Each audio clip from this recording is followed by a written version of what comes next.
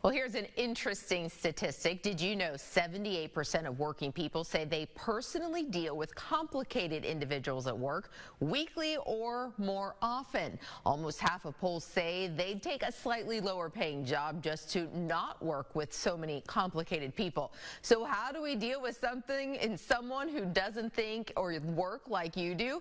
Best-selling author and leadership coach Ryan Leak says it can be your superpower. He's joining us this morning to share some of this advice. Ryan, good morning.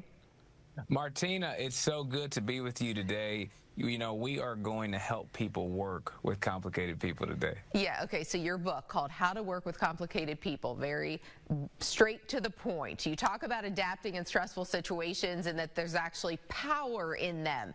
What does this mean? Well, it means that we all wish that we could work in a stress-free life, in a stress-free work environment, with stress-free people that bring us our coffee just the way we like it every single morning. But if that environment existed, it wouldn't be a growing one. No, we grow when we find ourselves in challenging environments, because anyone can thrive when they're surrounded by like-minded, supportive colleagues that share our same communication style and work ethic. But our power is found when we're actually sitting across from somebody that's wired completely different than us. When we can figure out a way to collaborate with them, that is a superpower. That makes us indispensable, because we're telling our organizations, hey, put me anywhere and I'm going to be just fine. Yeah, explain more about that and how it can become a superpower. Well, because most people can only work with people just like them. And so when you become a person that says, hey, I can work with almost anyone, well, now you can be put on any team. You can lead more people. You can speak more languages. You can speak an AI language. You can speak to people that are younger than you. You can speak to people that are older than you. And when you can speak multiple languages, you can build more connections. And that, to me, is a superpower. Okay, what are some ways, Ryan, that you can best deal with a complicated coworker and manage those expectations you have?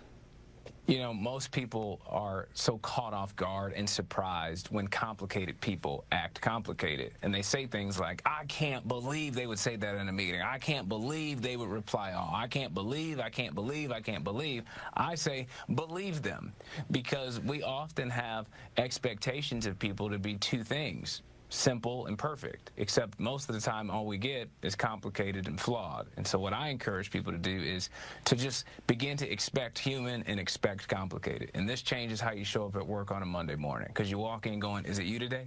Is it going to be you today? Is it going to be you today? And then they surprise you and it's going well. But then that fourth person, they show up complicated and you go, you know what? I've been waiting for you all day. So when you're prepared for complicated people and it's not taking you off guard, you stop expecting people to change who aren't trying to. Okay, so let's talk about the people in charge. What would be a key first step for a leader to address some of the complicated problems on their work team? Start with the mirror. You know, one of the questions I encourage all leaders to ask is, what's it like to be on the other side of me? Have you ever considered what it's like to work for you, to be hired by you, and perhaps on the other side of you it's a little bit more complicated than we would all be willing to admit? And when we have that posture, it doesn't make the people around us less complicated, but it does make us less judgmental.